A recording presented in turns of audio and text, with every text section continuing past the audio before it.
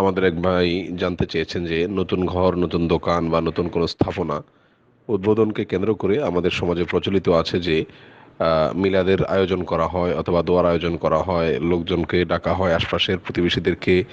দাওয়াত দেওয়া হয়, জিলাপি মিষ্টি ইত্যাদির আয়োজন করা হয়। মসজিদে ইমাম সাহেব বা কোনো আলেম মাওলানা সাহেব আসেন, তিনি এসে সবাইকে নিয়ে হাত তুলে নিগত বাঁধা বিশেষ সিস্টেমে দোয়া করে ওটার উদ্বোধন করে থাকেন। এই যে মসজিদ, ব্যবসা প্রতিষ্ঠান, ঘরবাড়ি, নতুন স্থাপনা, বিল্ডিং, এগুলো উদ্বোধনের জন্য, এমনকি গাড়ি, এগুলো পর্যন্ত নতুন গাড়ি উদ্বোধনের জন্য আল্লাহ আমাদেরকে এনে সেখানে মিষ্টি বিতরণ করে দোয়ার আয়োজন করে উদ্বোধন করা, এটা কোরআন হাদিস দ্বারা কতটুকু প্রমাণিত, অথবা কোরআন হাদিস দ্বারা এটা যদি প্রমাণিত না হয় তাহলে কিভাবে উদ্বোধন আমরা করব, এই বিষয়ে গুরুত্বপূর্ণ একটি প্রশ্ন করেছেন এক ভাই। এই প্রশ্নের উত্তর হলো, দেখুন, মুমিন প্রত্যেক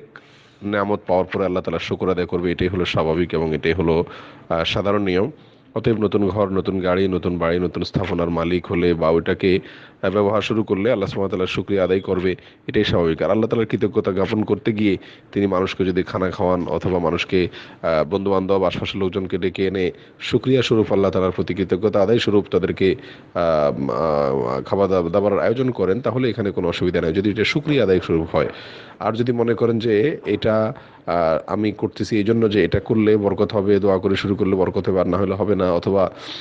আমাদের সমাজে যেটা প্রচলিত আছে এটি আসলে একটা কালচারে পরিণত হয়ে গেছে,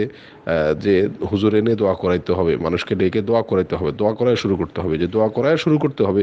এরকম কোনো কথা কোরআন হাদিস থেকে আমরা পাই না। বরং বড় জোর খাবার অ্যারেঞ্জ করা যেতে পারে, নিজস্ব লোকজনদেরকে, আশপাশের লোকজনকে দাওয়াত দিয়ে শুকরিয়া স্বরূপ যদি মনে চায়, সেটাও কোনো কোরআন হাদিস থেকে খাসভাবে আলাদা বলা হয় নাই।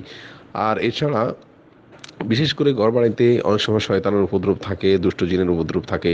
সেক্ষেত্রে সূরা বাকারা পড়ে এটা শুরু করা যেতে পারে, কিন্তু এটাকেও আবার নিয়ম বানানো যাবে না। কেউ যদি এরকম আশঙ্কা করে যে এগুলো নতুন ঘর, এখানে কোনো দুষ্ট জিনের আখড়া থাকতে পারে কিনা, তাহলে সেক্ষেত্রে তিনি সূরা ফাতিহা পড়ে নিজে, তাও ভাড়া করা হুজুর দিয়ে নয়, অথবা নিজে পড়তে না পারলে কেউ পড়ে দিল, কিন্তু ভাড়া করা নয় কোনো অবস্থাতেই, সূরা বাকারা পড়ে নিতে পারেন। কারণ নবী করিম সাল্লাল্লাহু আলাইহি সাল্লাম বলেছেন, সহিহ মুসলিমের 780 নম্বর হাদিসে আসছে, আবু হুরায়রা রাদিয়াল্লাহু বর্ণনা করেছেন হাদিসটি, তিনি নবী করিম সাল্লাল্লাহু আলাইহি ওয়াসাল্লাম ইরশাদ করেছেন, লা তাজআলু বুয়ুতাকুম মাকাবিরা ইন্নাশ শাইতানা ইয়ানফিরু মিনাল বাইতিল্লাযী তুকরাউ ফীহি সূরাতুল বাকারা। নবী করিম সাল্লাল্লাহু আলাইহি ওয়াসাল্লাম বলেন